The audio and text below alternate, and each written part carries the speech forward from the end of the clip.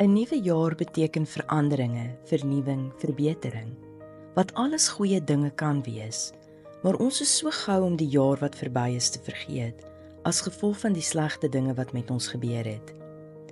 Ek kyk terug na die pyn en seer, die teleurstelling en die trane, en ek sien hoe God se hand op my was, hoe deur elke gebeurtenis hy my versterk het, my help groei het en my nader aan hom getrek het.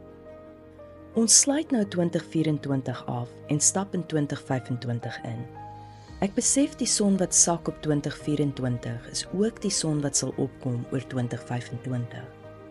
My ouma het die volgende verse met my gedeel uit die Afrikaanse 1983 weergawe, wat ek graag met julle wil deel uit Deuteronomium 11 vers 11 tot 12. Die land wat julle in besit gaan neem, is 'n land met berge en vlaktes en word nat gemaak met reënwater.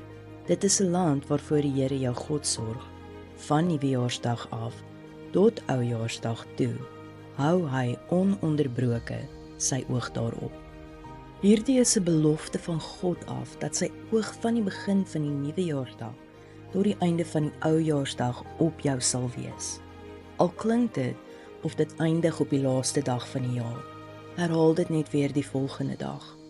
Dis net so konstant soos die wete dat die son wat vanmiddag verdwyn, môre weer sy verskyning gaan maak. God se beloftes is ononderbroke, dit sal vir ewig staan.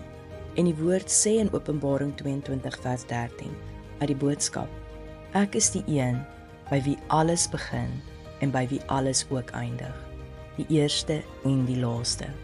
Niks bestaan of gebeur buite my om nie. Net soos 'n nuwe jaar begin vir ons op die 1 Januarie, so kan ek sien hoe 'n nuwe lewe saam met Jesus begin, dat hy jou nooit verlaat nie, want hy is die begin van alles en so ook die einde.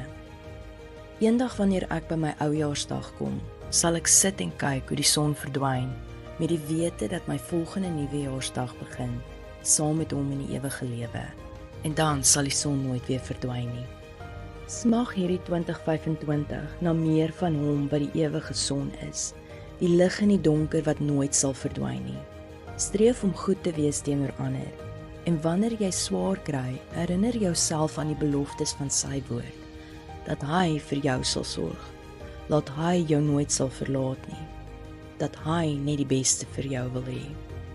Ek kies om die jaar te begin met dankbaarheid, dat hy my eerste gekies het. Ek's dankbaar dat hy die voorbeeld is van liefde wat ek na kan strewe.